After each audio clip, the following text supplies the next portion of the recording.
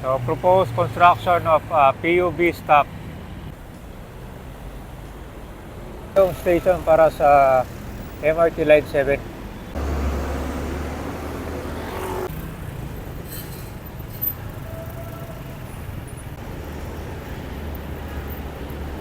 Marami tayong abangan na projects dito sa Quezon City. Una na itong elevated landscape promenade na magkoconnect dito sa Quezon City Memorial to Ninoy Aquino Parks and Wildlife. Malaki na rin ang progress dito para sa gagawing station sa MRT Line 7. Ito po yung Quezon Memorial Circle Station. Malaki na rin ang progress dito ng construction ng MRT Line 7. Papunta ito sa may SM North Trinoma.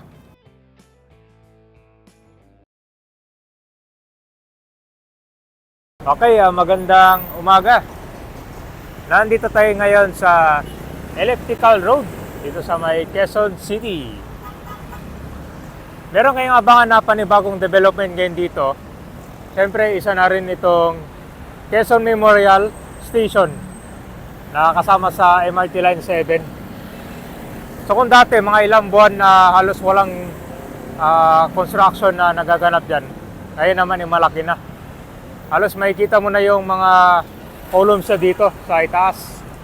Tapos ito naman yung North Avenue.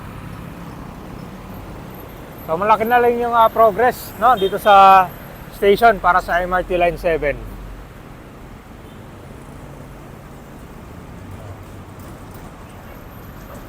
Abangan nyo dito, ito po yung elevated promenade landscape na nagsimula na. Yan, no? Yan ay magkoconnect dito sa Quezon Memorial Circle. Papunta dyan sa may Ninoy Parks. So dyan na kayo sa promenade na daan sa itaas, no? So napaka-busy dito sa Elliptical Road ng Quezon City. Talagang marami silang ginagawa ngayon dito. Yan, katulad nito. Parang ito yung daanan ng mga tao. Tapos sa bike lane dito na rin. Halos malapit na rin matapos to. Tapos meron din silang waiting area na ginawa doon. Iikot tayo mamaya dito. So yung mga dadaanan dito ng bike lane tsaka tao kabayan, no? Yun ang ginagawa na rin para sa pinaganda siya. So ito na siya, oh. Ito yung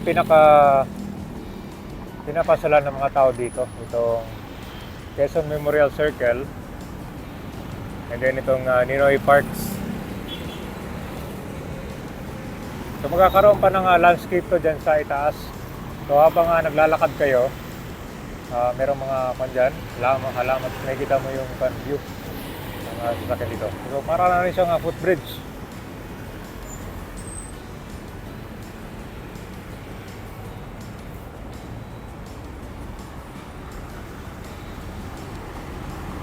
Napaka-busy dito sa Elliptical Road na yan, no? Tuloy-tuloy ang mga daan ng mga sasakyan dito, kaya malaking tulong na rin to para mas mabilis, di ba? Yung lakad ng mga tao, kasi dito iikot pa sila bago makapasok dito eh. May mga certain areas lang dito na pwede kayong dumaan para makapunta dyan sa loob. Pero ito, rekta na.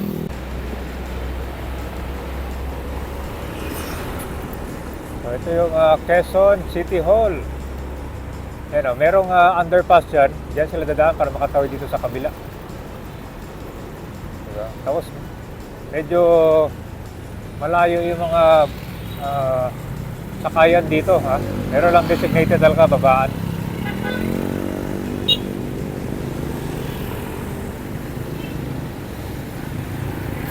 Mag-jogging dito, no? Papunta sa UP, di ba? Kasi malapit na rin to. Tapos ito na yung bagong waiting area. Tingnan natin yung latest construction. Ito, formado na pala, oh. So, proposed construction of PUV stop at Ate along Elliptical Road. Okay, so good news, no, sa mga sumasakay dito ng jeep. O di ba pa, meron ng PUV stop dito. Mas malaki siya. Ayan, no? Malaki, oh.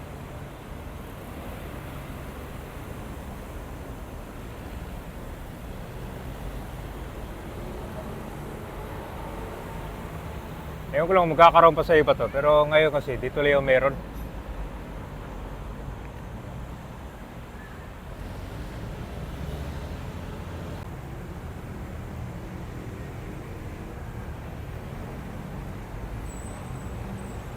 So dito lang yung bago mag Visayas Avenue.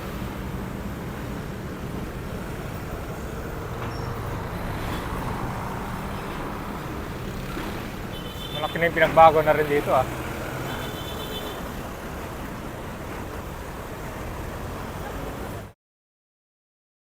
Ito yung future Quezon Memorial Circle Station para sa MRT Line 7. Kung dati, naabutan nyo to halos ilang buwan siya nakatenga. Pero ito ngayon, malaki na yung progress niya.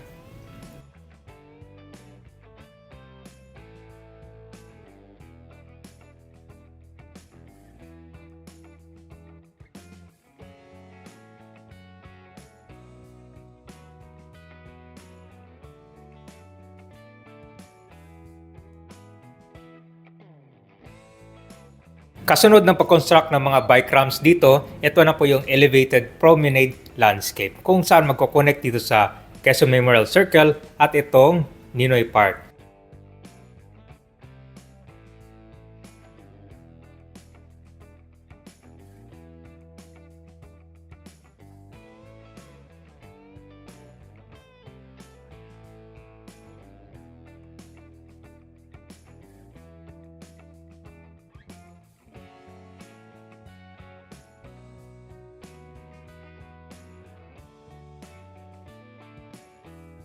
Pupuntahan din natin itong karugtong ng MRT Line 7 simula dito sa Elliptical Road hanggang dun sa may SM North.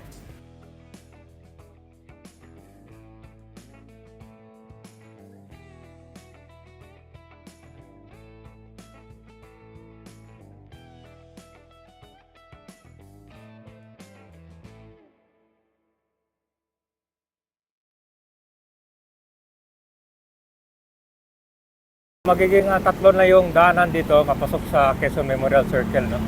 Isa na yung elevated promenade. Tapos dito, sa mga nagbabike, good news. Halos sa malapit na rin matapos yung daanan ng bike lane. No? So, papuntang North Avenue.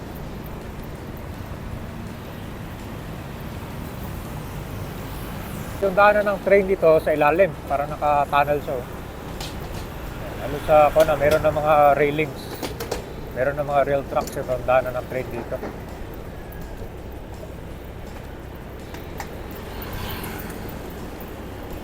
So, kaabang-abang itong mga construction ng mga train dito. No? Pagdating sa dulo, Metro Manila Subway naman. Tapos nandun yung common station. Tara, punta tayo dun. Malaki na rin yung, nagkaroon na rin ng road widening. Ito yung bagong kalsada dito. Naku, hindi pa nagbukas yung MRT Line 7 pero tinaman mo. Ginaboy na agad oh. Diba? Puno ng mga sulat, grabe. So yung Metro Manila Subway dito sa Mindanao Avenue. So dito magsisimula itong station ng MRT Line 7. Malapit dito sa Trinoma. Yan yung bagong Soler Resort North.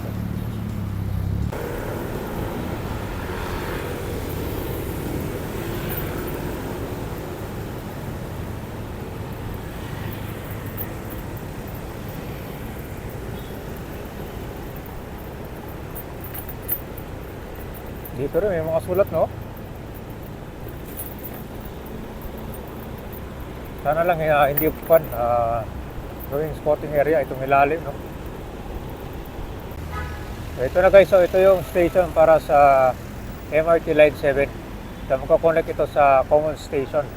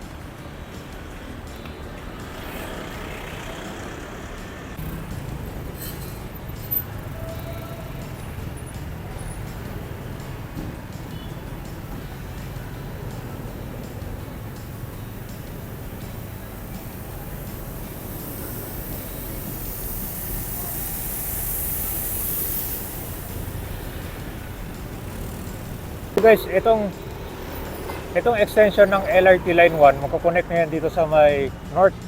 Yan yung karugtong niya. So ito na siya oh. So from Roosevelt, pwede na kayong bumaba dito diretso sa SM North kapag sumakay kayo ng LRT Line 1. Ito na yung karugtong nyo.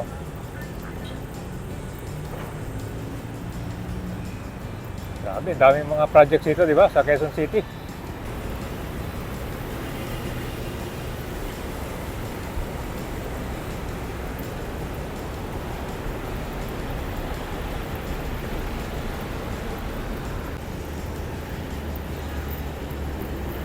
Ayan. Konektado na pala sa dito, oh. Sa LRT Line 1. Ito na yung karugtong niya.